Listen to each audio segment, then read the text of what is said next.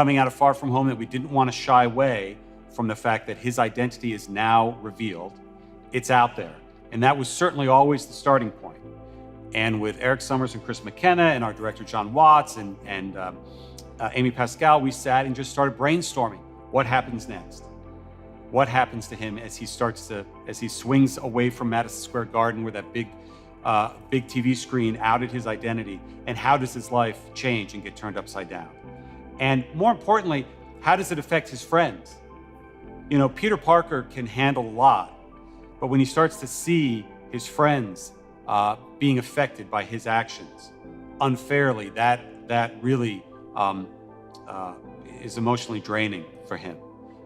So that was always early on where it was. And we had a lot of fun discussions. It's always, you know, having a discussion of what would be cool? It'd be cool if we did this. It'd be cool if we did that. As I said, I'd always been saying, yeah, if we ever brought Ock back, you'd have to bring Alfred Molina in.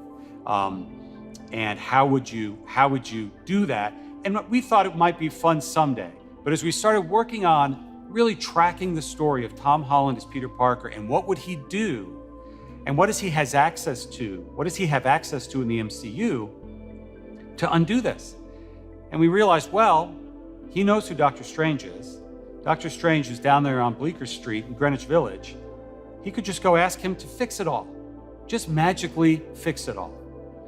Just turn back time or do a spell or do something so that my life can go back to normal. And as you might imagine, it's not that easy. And things start to go wrong because he starts to realize, okay, well, Doctor Strange has a spell of forgetting, but he doesn't want everybody to forget. He wants Aunt May to know and Happy to know and MJ to know and Ned to know. He's not by himself in our universe. He's got confidants and he doesn't want to lose that. So he starts screwing up the spell. And Doctor Strange finally has to shut it down and say, never mind, kids, sorry, I never should have even tried this. You're just gonna have to deal with it. But unfortunately, even in those little moments where a spell was going awry, we slowly start to realize that instead of making people forget that Peter Parker was Spider-Man, the spell went awry so that everybody in any universe who knew Peter Parker was Spider-Man came into our world. The villains, essentially, they arrive in our universe because Peter Parker goes to Doctor Strange to ask for some help. He wants to wipe any knowledge that he is Spider-Man from existence, and Strange obliges.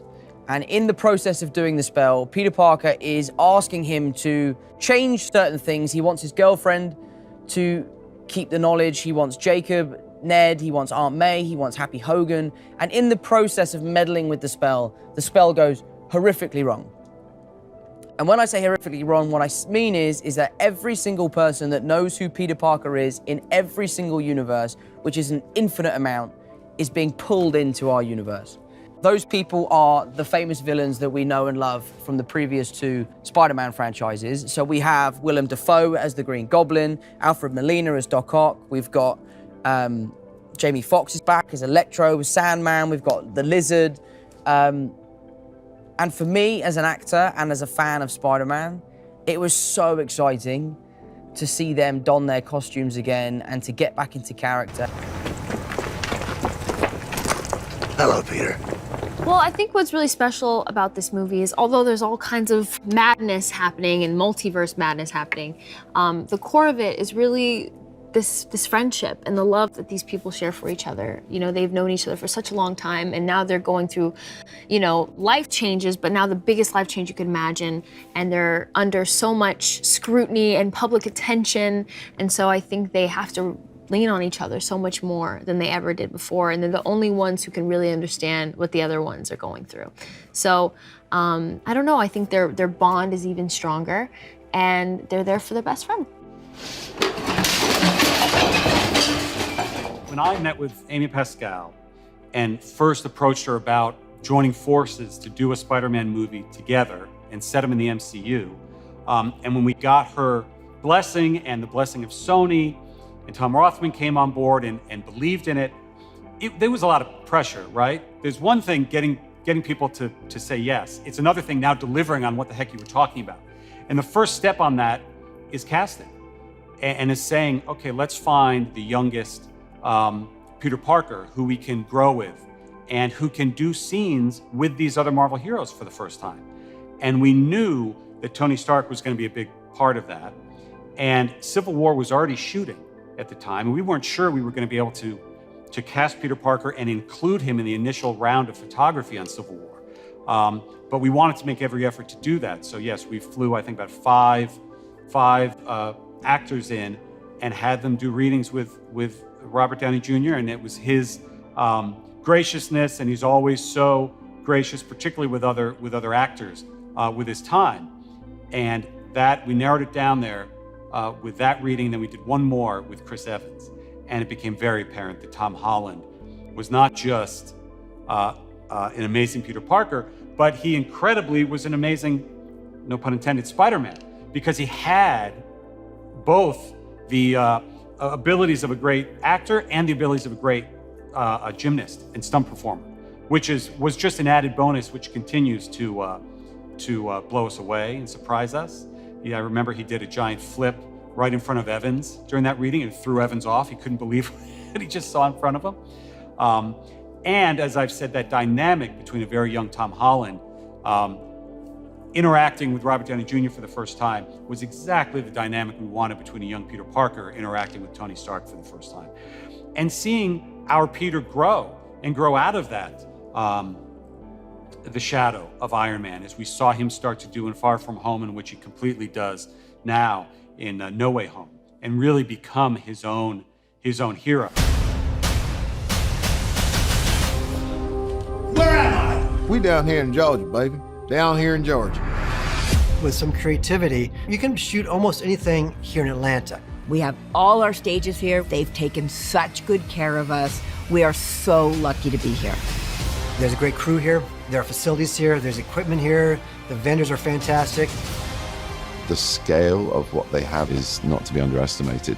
And to see it grow and evolve each year, it's great. Badass. And it's amazing to have a single home where we can have 3 or 4 productions going on at a time. The quality of the set build, the paint work, the effects just puts you right back on your game. Full credit to the set designers and all the crew that have just made it look incredible. Can't believe I'm in the Sanctum Sanctorum. There's not a lot of states where you could do that, where they have the facilities and they have the equipment to manage that level of production. You won't know that it's not in New York when you see it.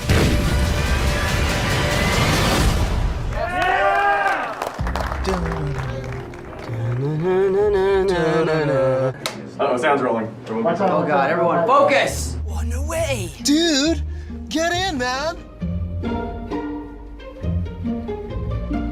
What do I do with my mask? It's here.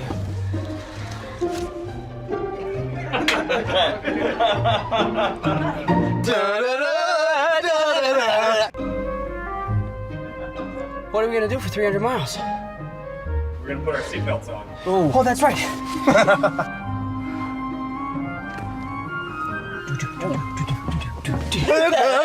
Whoa, sorry. I feel like I've forgotten how to act. Appreciate you. Look, man, I really wanted to tell you where we were hiding. Where I was hiding. MJ was not with me this whole time. Hang on. 3, 2, 1. Great. Ionic 5 from Hyundai. I hope that they enjoy it. I hope that they are able to escape the crazy world that we're living in right now for 2 hours and 20 minutes. To a crazier one. Go to a crazier one, but be safe and enjoy the crazier one, you know?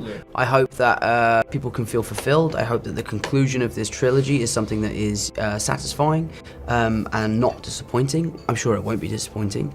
And I hope that people will leave the cinema with a greater affection towards our 3 characters. People are speculating on what they can expect, and I hope they're surprised in many different ways when they see it.